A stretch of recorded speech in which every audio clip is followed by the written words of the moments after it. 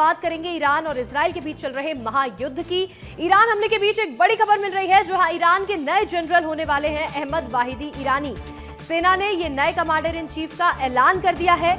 तो वहीं जनरल अब बनाए गए हैं अहमद वाहिदी, जो कि इससे पहले भी यहाँ बड़ी कमान संभाल चुके हैं, इससे पहले गृह मंत्री रह चुके हैं ईरान के। तो वहीं अब नए जनरल चुने गए हैं अहमद वाहिदी, जो कि लीडरशिप को लेकर एक बड़ा सवाल उठाया जा रहा था ईरान में कि अब खामेनेई के बाद कौन लीड करने वाला है। तो अब यहाँ commander in chief Ahmad Wahidi को बनाया गया है। ईरानी सेना के नए कमांडर इन चीफ का ऐलान हो चुका है और ये एक सबसे बड़ा अपडेट इस वक्त सामने आया, जहां मिडिल ईस्ट में महायुद्ध छिड़ा हुआ है और इसी बीच इजराइल ने हमला करते हुए खामेनेई को मारा है और इसके साथ ही करीब 40 ऐसे मंत्री हैं ईरान के जो मारे गए हैं। तो वहीं अब ये कमान संभालने की जिम्मेदारी अहमद वाहिदी को दी गई है। ईरान हमले के बीच ये सबसे बड़ा अपडेट सामने आया, जहां नए जनरल अब अहमद वाहिदी को चुना गया है, जो कि अब आगे लीड करने वाले हैं कि अब ईरान में क्या होगा। तो वहीं इजराइल ने 30 ठिकानों पर बम बरसा है ईरान में। ईरानी एयर डिफेंस सिस्टम पर हमला किया है, ये इजराइल का कहना है।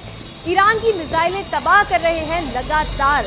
इजराइल का ये कहना है कि ईरान की तरफ से जो मिसाइल आ रहे हैं उनके साथ इंटरसेप्ट किया जा रहा है और बड़े अटैक्स इजराइल की तरफ से किए जा रहे हैं। ईरानी एयर डिफेंस सिस्टम पर हमला किया है, ये इजराइल का कहना है। तो वहीं इजराइल ने 30 अलग अलग ठिकानों पर लगातार बम बरसाए हैं और ये देखिए आपको तस्वीरें दिखा रहे हैं।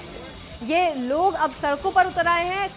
ईरानी एयर डिफेंस सिस्टम पर हमला किया, ये इजराइल का कहना है। और ईरान में अब 40 दिन का शोक भी घोषित कर दिया गया है खामेनेई की मौत के बाद। तो वहीं खामेनेई के परिवार की भी मौत इस हमले के दौरान हुई है। खामेनेई के ऊपर टारगेटेड एक निशाना इजराइल की तरफ से किया गया।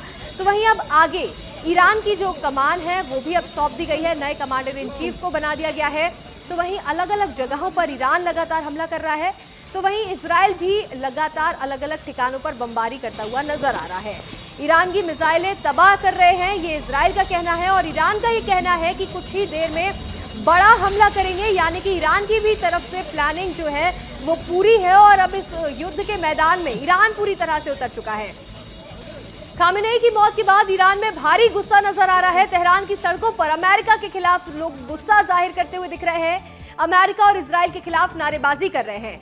एक तरफ जहां डोनाल्ड ट्रंप का ये कहना है कि खामेनेई की मौत से अब ईरान के लोगों को स्वतंत्रता मिलेगी, आजादी मिलेगी, तो वहीं दूसरी तरफ लोगों में भारी गुस्सा और आक्रोश नजर आ रहा है। खामेनेई की मौत के बाद से ईरान में कई ज्यादा जगहों पर लोग भड़के हुए नजर आ रहे हैं और अमेरिका के खिलाफ, इजराइल के खिलाफ जमकर नारेबाजी भी जारी है। अमेरिका और इजराइल के खिलाफ लोग सड़कों पर उतर आए हैं और एक बड़ी संख्या में एक बड़ा प्रदर्शन भी देखने को मिल सकता है। तो वहीं इजराइल भी रुक नहीं रहा है, लगातार बमबारी जारी है और ऐसे में लोग सड़कों पर उतर आए हैं, जिसको लेकर के यहाँ अब एक बड़ी स्थिति बन चुकी है। खामेनेई की मौत पर अमेरिका में जश्न का माहौल देखने को मिला है। LA में ईरान के लोगों का जश्न देखने को मिल रहा है। लॉस एंजलिस में लोग सड़क पर जश्न मनाते हुए नजर आए हैं। ईरान के लोगों का अमेरिका में जश्न देखने को मिला है। एक तरफ डोनाल्ड ट्रंप ने जिस तरह से कहा है कि अब ईरान के लोगों के लिए ये एक आज़ादी का मौका है खामेनेई की मौत के बाद, तो वहीं ईरान के लोग जो अमेरिका में है, लॉस एंजलिस में है, वो जश्न मना रहे हैं। तो वहीं दूसरी तरफ जो लोग इस वक्त ईरान में मौजूद हैं वो आक्रोशित हैं, वो गुस्से में हैं, नारेबाजी कर रहे हैं, इसके साथ ही प्रदर्शन भी करते नजर आ रहे हैं। ईरान में 40 दिन का शोक घोषित किया गया है और 7 दिन का सार्वजनिक अवकाश भी रहेगा। तो वहीं खामेनेई की मौत के बाद अब आगे ईरान में क्या होगा, ये तस्वीर साफ होने में थोड़ा वक्त लगेगा। अमेरिका और इजराइल हमले में खामेनेई की जान चली गई है। अमेरिका को खामेनेई की लोकेशन पता थी, जिसके बाद जानकारी मिलते ही अटैक कर दिया गया है। एक टारगेटेड हमला खामेनेई के ऊपर किया गया, जिसमें खामेनेई की मौत हो गई है, उनके परिवार के कई लोग मारे गए हैं। लगातार करीब 40 मंत्री ऐसे हैं जो मारे गए हैं और ऐसे में जो खामेनेई का सलाहकार था वो भी मारा गया है। ये एक बड़ी खबर इस वक्त सामने आई है। खामेनेई के सलाहकार अली शामखानी की भी मौत हो गई है। ईरानी सेना के कमांडर पाकपोर की भी मौत हो गई है। कई सारे ऐसे बड़े नेता हैं ईरान के जो इस हमले में मारे गए हैं। हमारे सहयोगी दिल्ली से अमृत तिवारी जुड़ रहे हैं। अमृत, एक और बड़ा अपडेट सामने आया है। सबसे पहले तो एक कमांडर इन चीफ, जो हम अभी बात कर रहे थे कुछ देर पहले कि नई लीडरशिप क्या होगी, तो अब ये कमांडरशिप भी दे दी गई है और इसके साथ ही जो सलाहकार थे खामेनेई के, उनकी भी जान चली गई है। कई और मंत्री ऐसे जो मारे गए हैं, ये अपडेट सामने आया। देखिए, जो ईरान पे जो अटैक हुआ है वो कई मायनों में इसलिए खास हो जाता है क्योंकि अभी तक हमने जितने भी मिलिट्री ऑपरेशन देखे हैं वो तकरीबन रात के वक्त देखे गए हैं। लेकिन इस बार जो है, जो एक दिन में ये अटैक किया गया, इसका मतलब था कि इजराइल और अमेरिका के पास बहुत ही तगड़े इंटेलिजेंस इनपुट थे कि खामनेई और उनकी टॉप लीडरशिप जो है वो एक साथ बैठने वाली है, और उस पे जो है उनको लगा कि यही मौका है, इसलिए उन्होंने बिना देरी के इस पे जो है उन्होंने अटैक किया। आप देखेंगे कि इसको लेकर के कई सारे जो युद्ध होते हैं तो उसके पहले से तैयारियां होती है, उसके आई वॉश भी होते हैं, और अब ऐसा लग रहा है कि जो जिनेवा में बातचीत चल रही थी, टेबल टॉक चल रहा था, वो एक आई वॉश था, एक कैमोफ्लेज था, जिसको डिप्लोमेटिक कैमोफ्लेज कहेंगे, जहां पे बातचीत के जरिए लोगों को उलझाए, अपने शत्रु को उलझाए रखना और फिर सही मौके देख करके जो है अटैक करना। तो इजराइल और अमेरिका ने बड़े ही कोऑर्डिनेटेड तरीके से, वेल इन्फॉर्म तरीके से, और साथ ही साथ अपनी जो खुफिया एजेंसी है उसका सही इस्तेमाल करते हुए अटैक किया है। और ये बड़ी, अगर कहा जाए, इजराइल और अमेरिका की कामयाबी मानी जाएगी कि जो है अली खामनेई और उनके साथ तकरीबन 40 उनके जो सलाहकार हैं, जो बड़े पदों पे रहे हैं, उनकी मौत की खबरें आ रही हैं। तो एक तरह से जो ईरान का टॉप ब्रास है वो खामनेई के साथ जो है, अगर कहा जाए, वो मारा गया है। लेकिन इसके दूसरी तरफ देखेंगे कि एक ये भी चल रहा है कि कहीं ना कहीं इस पूरे मसले पे देखा जाए तो एक वो चल रहा है कि इसको कैसे टारगेट किया जाए। जो ईरान की कोशिश है कि किस तरह से अपने आप को जो है इस युद्ध में खुद को वो एक प्रासंगिक बनाए रखे। दूसरी तरफ चूंकि खामनेई एक जो कहा जाए एक बहुत बड़े शिया नेता रहे हैं, इसलिए जितने भी शिया बहुल इलाके वहां पे प्रदर्शन भी शुरू हो चुके हैं। इराक में प्रदर्शन देखे जा रहे हैं, लेबनान में देखे जा रहे हैं, यहाँ तक कि भारत के जम्मू कश्मीर में भी जो है छिटपुट प्रदर्शन जो है वो शुरू हो चुके हैं। तो आपके पास, लेकिन इस वक्त एक और बड़ी खबर मिल रही है, जहां इराक में लोग सड़कों पर उतर आए हैं और बड़ा प्रदर्शन जारी है। खामेनेई की मौत के बाद अब इराक में प्रदर्शन देखने को मिल रहा है, लोग सड़कों पर उतर आए हैं और एक बड़ा प्रदर्शन करते हुए भी नजर आ रहे हैं। खामेनेई की मौत के बाद लोगों में भारी आक्रोश नजर आ रहा है, जिसके बाद लोग भड़क रहे हैं, हिंसा भड़क रही है और इसके साथ ही सड़कों पर उतर के नारेबाजी कर रहे हैं अमेरिका के खिलाफ और इजराइल के खिलाफ। इसके साथ ही एक बड़ी संख्या में लोगों का जो हुजूम है वो अब सड़कों पर उतर आया है और यहाँ एक बड़ा प्रदर्शन देखने को मिल रहा है। खामेनेई की मौत के बाद लोगों में भारी आक्रोश है और लोग सड़क पर उतर करके ये बड़ा प्रदर्शन करते हुए नजर आ रहे हैं, सड़कों पर लोग उतरे हुए हैं। और इसके साथ ही यहाँ पर अब ईरान का क्या रुख होने वाला है, क्या ईरान यहाँ से बैक डाउन कर जाएगा या फिर इसके बाद और ज्यादा ये युद्ध आगे बढ़ने वाला है, ये देखना होगा। तो वहीं खामेनेई की मौत के बाद अब इराक में लगातार लोग प्रदर्शन कर रहे हैं, सड़कों पर उतर आए हैं और यहाँ एक ऐसी स्थिति बन चुकी है कि मस्जिदों के बाहर लोग रोते हुए नजर आ रहे हैं। तो वहीं अब स्थिति नियंत्रण से बाहर जा चुकी है। नए कमांडर इन चीफ जो है उन्हें अपॉइंट कर लिया गया है, यानी कि अब जो लीडरशिप है वो उनके हाथों में रहने वाली है। लेकिन क्या अब इसके बाद ईरान का क्या रुख होगा, इस पर पूरी दुनिया की नजरें बनी हुई है। लेकिन ईरान भी लगातार अटैकिंग मोड में है, इजराइल लगातार हमले कर रहा है और इसके साथ ही 30 अलग अलग ठिकानों पर इजराइल की ओर से बमबारी जारी है। अमेरिकन ठिकानों पर इराक का हमला भी देखने को मिल रहा है, अमेरिकी ठिकानों पर बड़ा हमला किया गया। तो वहीं ईरान में एक हफ्ते तक अब सार्वजनिक अवकाश रहेगा और 40 दिन का शोक भी घोषित किया गया है। हमारे सहयोगी अमृत तिवारी जुड़े हुए हैं। अमृत, लोग सड़कों पर उतर आए हैं, बड़ा प्रदर्शन लोग करते हुए नजर आ रहे हैं, इसके साथ ही जमकर नारेबाजी अमेरिका के खिलाफ, इजराइल के खिलाफ की जा रही है। जी बिल्कुल, जैसा कि मैं बता रहा था कि जो अली खामनेई है वो शिया जगत के जो है मुस्लिम बड़े नेताओं में से हैं और उनको लेकर के बहुत सारे जो है रिलीजियस और साथ ही कह सकते हैं कि सेंटिमेंट जो है वो काफी ज्यादा हाई है, प्रबल है। ऐसे में देखेंगे कि जो इराक के अलावा लेबनान, ईरान में तो चल ही रहे हैं, इसके अलावा मैं बता रहा था आपको भारत के भी जम्मू कश्मीर में जो है इसके जो है खिलाफ, जो उनकी मौत के खिलाफ जो है प्रदर्शन देखा जा रहा है। और चूंकि जैसा कि मैं कह रहा था कि भले रिजीम चेंज करने की बात चल रही है, लेकिन खामनेई का जो एक पक्ष रहा है वो जो है वो बहुत ही गौर करने वाला इसलिए रहा है क्योंकि उनके इस पूरे दुनिया में देखेंगे वर्ल्ड ऑर्डर में, तो वो एक ऐसी भूमिका में रहे हैं जहां पे उनकी जो साख है वो एक जो है धार्मिक नेता के तौर पे भी रही है। वो सुप्रीम कमांडर ईरान के थे ही, लेकिन जितने भी शिया बहुल क्षेत्र हैं वहां पे उनकी जो है एक जहाँ कहा जाए कि एक भागीदारी रही है और वहां पे वो अपनी जो है बतौर नेता अपनी साख मजबूत किए हुए थे। तो ईरान के ऊपर अटैक जो है, खामनेई के ऊपर अटैक, एक तरह से जो शिया सेंटिमेंट है उसको भी उजागर करने वाला है और उनकी अब मौत के बाद जो है प्रदर्शनों का सिलसिला चल रहा है। हालांकि दूसरी तरफ एक और चीज भी देखने को मिल रही है कि जो खामनेई विरोधी थे ईरान के भीतर, वो भी जो है सेलिब्रेशन करते हुए दिखाई दे रहे हैं। तो इसके दो पक्ष हैं और दोनों पक्ष जो है एक तरह से जो है प्रबल होते दिखाई दे रहे हैं, लेकिन इतना तय है कि इस उनके मारे जाने के बाद भी और अमेरिका के अटैक के बाद भी एक चीज जो ये देखी जाएगी वो है अस्थिरता को लेकर के, मिडिल ईस्ट में अस्थिरता को लेकर के। अगर रिजीम चेंज की बात जहां तक डोनाल्ड ट्रंप कर रहे थे, क्या उनके पास अगर पहले से तैयारी है, ये देखने वाली बात होगी। अगर तैयारी है तो वो जल्द ही जो है जमीन पे दिखाई दे, अदरवाइज जो वर्ल्ड ऑर्डर है और जिस तरह से जो कहा जाए कि दुनिया का जो व्यापार है वो बहुत जल्दी ज्यादा बुरी तरह से प्रभावित भी हो सकता है और यह मार्केट में भी इसको लेकर के बहुत ज्यादा डर है। दूसरी तरफ है कि ईरान में अगर शांति स्थापित करनी है तो कहीं ऐसा तो नहीं उसका हाल जो है इराक की तरह हो जाए कि इराक जैसे गृह युद्ध में तब्दील हो चुका था और काफी समय तक अमेरिकन फोर्सेज वहां के हालात से जूझती रही थी। तो इसको लेकर के भी अमेरिका में जो है एक बड़ा जो है उनका विपक्षी दल है, डेमोक्रेट है, उनकी तरफ से भी जो है आलोचना हो रही है और कहा जा रहा है कि डोनाल्ड ट्रंप जो है एक बड़े लंबे समय तक के लिए जो है अमेरिकी सेनाओं को जो है उन्होंने युद्ध में जो है झोंक दिया है, ऐसा युद्ध जहां पे अमेरिका को दरकार नहीं थी। लेकिन अमेरिका का ये कहना है कि चूंकि वो एक नई स्ट्रैटेजिक जो है नीति बना रहे हैं जहां से भविष्य को लेकर के अमेरिका जो है सुरक्षित रह सके, तो ये भविष्य की नीतियां हैं क्या इसके अलावा भी और सारे अटैक होने वाले हैं? क्या इसके अलावा जहां पे स्ट्रैटेजिक रूप से अमेरिका अपनी अहमियत रखना चाहता है, दबदबा रखना चाहता है, वहां फिर से अटैक होंगे? इसको लेकर के अमेरिका में भी सवाल उठने लगे हैं और लोग जो इसको लेकर के जो है अपनी ही सरकार से सवाल भी पूछ रहे हैं। लेकिन डोनाल्ड ट्रंप और जो उनका एडमिनिस्ट्रेशन है वो पूरी तरह से साफ किए हुए है कि जो आने वाले दिन में जो वर्ल्ड ऑर्डर शक्ल ले रहा है, अमेरिका अपनी सुप्रीमेसी को किसी भी सूरत में छोड़ने वाला नहीं है। और यही चीज ईरान के ऊपर देखी गई है कि वेल कोऑर्डिनेटेड एक इन्फॉर्म तरीके से उनकी खुफिया एजेंसियों की जो जानकारी रही वो कितनी सटीक थी कि उन्होंने तुरंत अटैक किया और वहां के जो सुप्रीम लीडर है उनको मार गिराया है।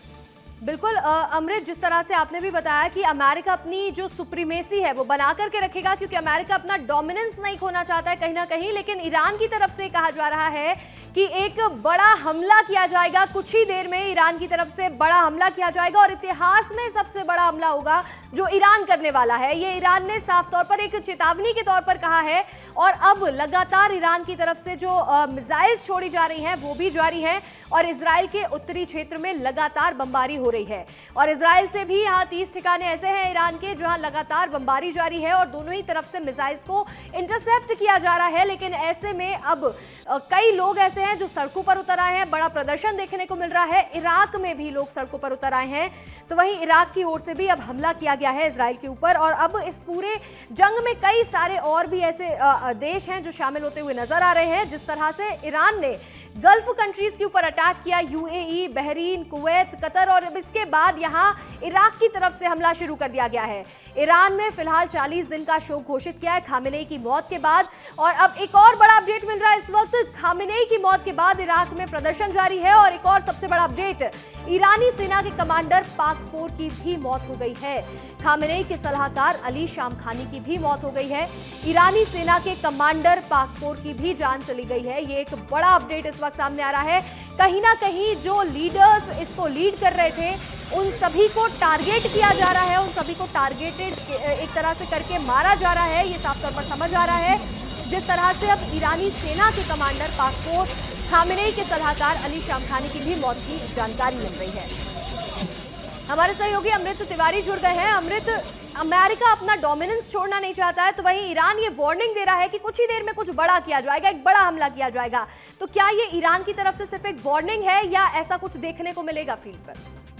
देखिए, इसको जो है अलग नजरिए से देखा जा सकता है कि जो खामनेई की जो जिस तरह से मारे गए हैं वो उनके भीतर ही किसी ने जरूर सूचना दी होगी, तभी इतने बड़े स्तर पे उनके बड़े सुप्रीम लीडर और एक लीडरशिप के जो एक बड़ा लेयर जो है वो मार गिराया गया। यानी कि ईरान के भीतर ही बहुत सारे उनके जो कहा जाए लूपहोल्स होंगे उनके एडमिनिस्ट्रेशन में, उनकी खुफिया एजेंसियों में जो ये जानकारियां लीक कर रहे हैं। और यही वजह है कि इजराइल और अमेरिका इतने कॉन्फिडेंस के साथ जो है अपनी बात कह रहे हैं। यानी साफ तौर पे ये दिखा रहा है कि ईरान भीतर जो है वो काफी कमजोर हो चुका है। उसके पास सैन्य सुप्रीमेसी होगी लेकिन इंफॉर्मेशन के लेवल पे और सुरक्षा के लेवल पे जो डिफेंस है उसका वो तकरीबन सही नहीं है। और यह बात जो है खामनेई की मौत के बाद पुष्टि हो चुकी है। और ट्रंप ये लगातार कह रहे हैं, अभी उनका बयान भी आया है कि देखिए हमारे पास रजीम संभालने के लिए व्यक्ति है और हम लोग उसको चुन चुके हैं अंदर। उन्होंने कहा हमारे दिमाग में है, यानी कि अमेरिका पूरी तरह से तैयार है, इजराइल तैयार है कि रजीम चेंज को लेकर के वो किसको आगे बढ़ाएंगे, कौन सी शख्सियत होगी जो इस पूरे जो है कहा जाए इंस्टेबिलिटी को सही करने के लिए आगे आएगी। फिलहाल ये देखना है कि अभी जो है खामनेई के जो है कहा जाए खामनेई मारे गए हैं, सुप्रीम कमांडर मारे गए हैं, उनके जो सैन्य कमांडर हैं वो मारे गए हैं, खुफिया एजेंसी के जो हैं वो मारे गए हैं। तो अब जो कहा जा रहा था कि 2 से 3 लेयर के जो है एडमिनिस्ट्रेटिव जो है कैपेसिटी ईरान बना के रखा है, वो क्या काम करने वाली है। कहा तो जा रहा है कि हम इससे भी बहुत बड़े हमले करने वाले हैं, लेकिन कई बार होता है कि जब आपका लीडर खत्म होता है, पूरी लीडरशिप खत्म होती है, तो आपका मोरल डाउन हो जाता है। दूसरी तरफ मोरल डाउन होने का ये भी है कि भीतर घात हो रहे हैं ईरान की तरफ से, कि इतने बड़े स्तर पे इंफॉर्मेशन लीक हो रहे हैं।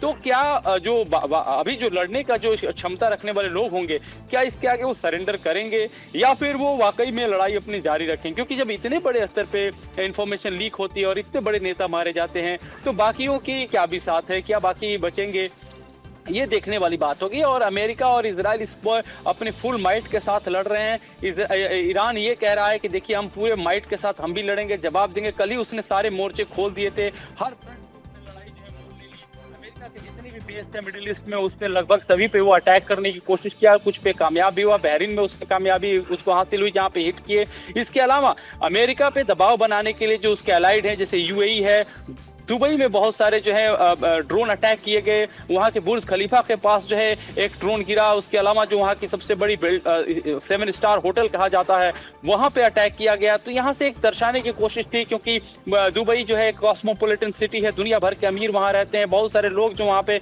जो है अपनी जीवन बिता रहे हैं। ऐसे में जब इनके ऊपर अटैक होगा तो शायद ये दबाव जो है अमेरिका ऊपर बने कि आप युद्ध को जल्द से जल्द रोक।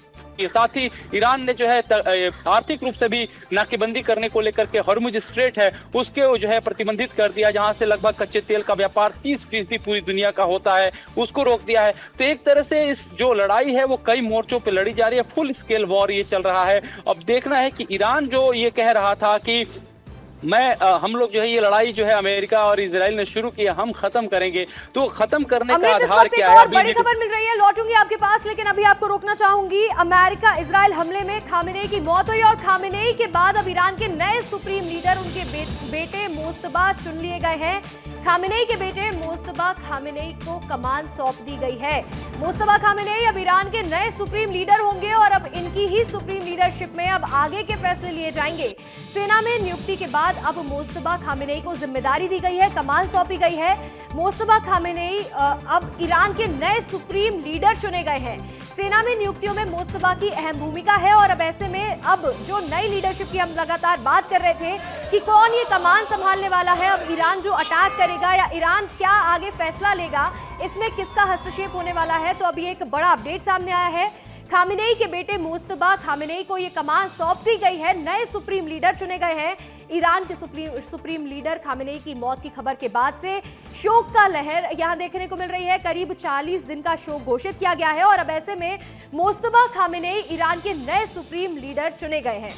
हमारे सहयोगी अमृत जुड़ रहे हैं हमारे साथ, एक बार फिर से जुड़ने की कोशिश करेंगे अमृत से। लेकिन देखिए फिलहाल मोस्तबा खामेनेई ईरान के नए सुप्रीम लीडर चुने गए हैं, ये सबसे बड़ा अपडेट इस वक्त सामने आया है। तो वहीं खामेनेई की मौत के बाद ईरान में मातम छाया हुआ है, लगातार यहां बमबारी देखने को मिल रही है। दोनों ही तरफ से जो ड्रोन्स है, मिसाइल्स है, इंटरसेप्ट किया जा रहा है, इजराइल से भी ईरान से भी। लेकिन खामेनेई की मौत के बाद सड़कों पर प्रदर्शन शुरू हो चुका है, लोग सड़कों पर उतर के हंगामा करते नजर आ रहे हैं। बहुत आक्रोश है अमेरिका के खिलाफ, इजराइल के खिलाफ, और यहां पहुंच करके नारेबाजी भी कर रहे हैं। तो वहीं अब एक ये बड़ा अपडेट सामने आया है, जहां खामेनेई के बेटे मोस्तबा को कमान सौंपी गई है और अब मोस्तबा ईरान के नए सुप्रीम लीडर होंगे।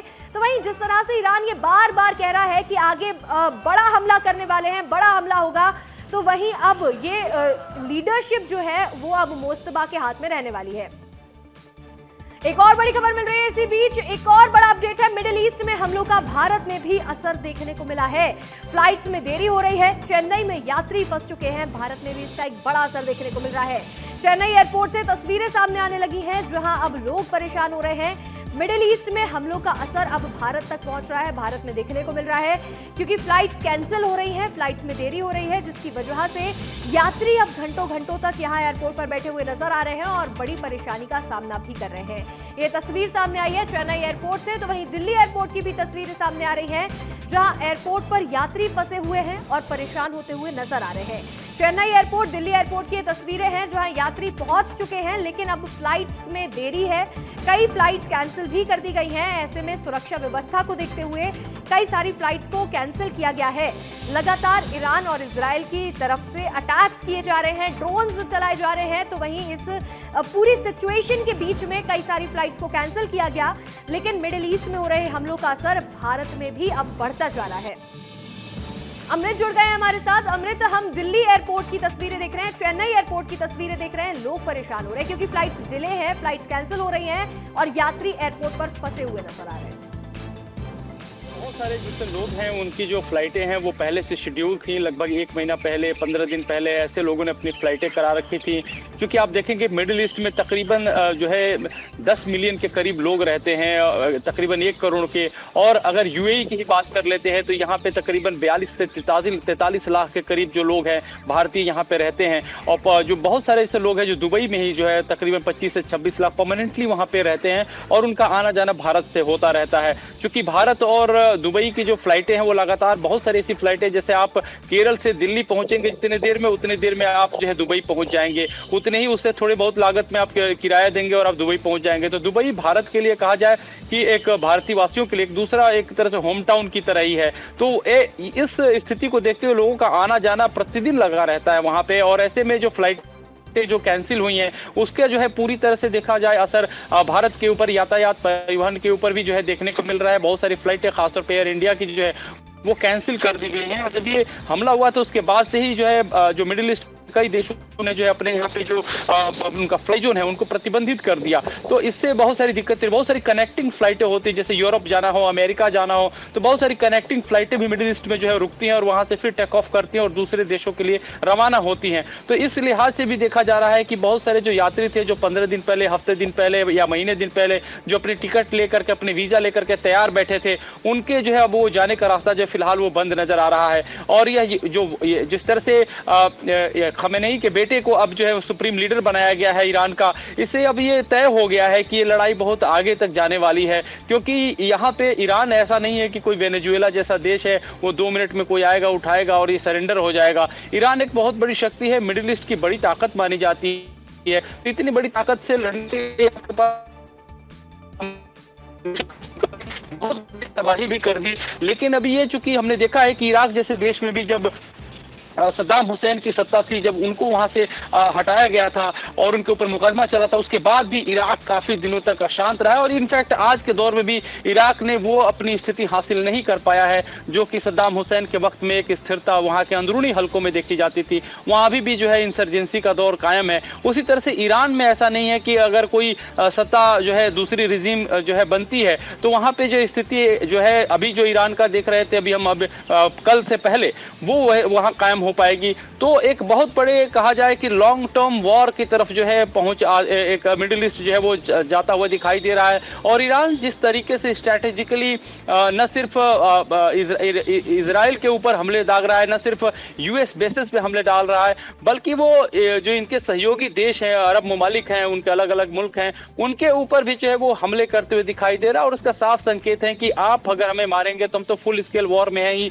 हमारी जो है पूरी जो है ताकत तो खत्म कर ही रहे हैं, तो हम मरते मरते भी जाएंगे तो मार के जाएंगे। तो ये एक मेंटालिटी ईरान की दिखाई दे रही है जो लगातार वो अन्य देशों पे भी हमले कर रहा है। बहरीन पे हमने देखे किस तरह से उसने मिसाइलें दागी हैं, क्योंकि ईरान जो है मिसाइल पावर पे एक बड़ी हैसियत रखता है, तो वो उसका पूरा भरपूर इस्तेमाल कर रहा है। ड्रोन वॉर कर रहा है, जो कि हमने देखा कि दुबई में जो है उसके ड्रोन किस तरह से तबाही मचाते हुए दिखाई दिए और एक बड़ा ही भय का आलम बना हुआ है। तो मिडिल ईस्ट में जब भय का आलम व्याप्त हुआ है तो पूरी दुनिया में जो इसको लेकर के जो है चर्चाएं शुरू हो चुकी हैं।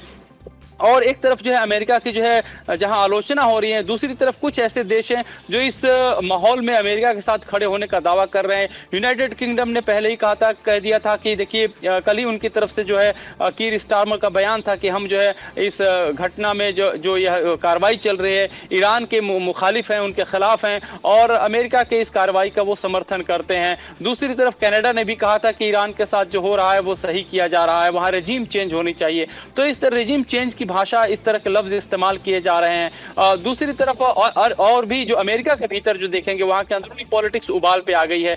वहां के डेमोक्रेट इस बात से नाराज हैं कि जिस तरह से डोनाल्ड ट्रंप का एक बयान बड़ा ही सुर्खियों में रहा है। डोनाल्ड ट्रंप ये कहते रहे कि उनकी जो सेनाएं हैं वो लगातार अब लड़ने और मरने के लिए तैयार हैं, क्योंकि जिस तरह से आने वाले भविष्य में उन्होंने in the coming future American forces are ready to tackle all the fights. वो आने वाले जो जितने भी युद्ध हैं अमेरिकन फोर्सेस उसको लड़ने वाली हैं, यानी कि कितने युद्ध लड़ने वाले हैं, ये डेमोक्रेट की तरफ से सवाल उठ रहे हैं। और जब ईरान पे हमला हो गया है तो ये आवाज और ज्यादा उठने वाली है कि कहीं डोनाल्ड ट्रंप अपनी सुपरमेसी झाड़ने के चक्कर में अब अमेरिकन सोल्जर को जो है वो दाव पे तो नहीं लगाए हुए हैं, वहां के आम जो सोल्जर हैं वो इसकी जो है खमियाजा तो नहीं भुगतने जा रहे हैं। और चूंकि जो सबक है पहले ही अमेरिका के पास पड़ा हुआ है, वियतनाम में उन्होंने जो अपनी जो बहुत सालों की लड़ाई लड़ी थी वहां पे उन्होंने सबक झेला, इराक में झेला है, उसके बाद अफगानिस्तान में झेला है। तो इनको लग रहा है कि ऐसा तो नहीं कि एक नई जो है अमेरिकन सोल्जर की कब्रगाह ईरान बनने जा रहा है, ईरान नष्ट हो जाएगा, नेस्तो नाबूद हो जाएगा, लेकिन जो खामियाजा अमेरिका उठाएगा उसका क्या होगा। लेकिन डोनाल्ड ट्रंप देख रहे हैं कि बदलते वर्ल्ड ऑर्डर में आने वाला भविष्य क्या है। उनके जो सलाहकार है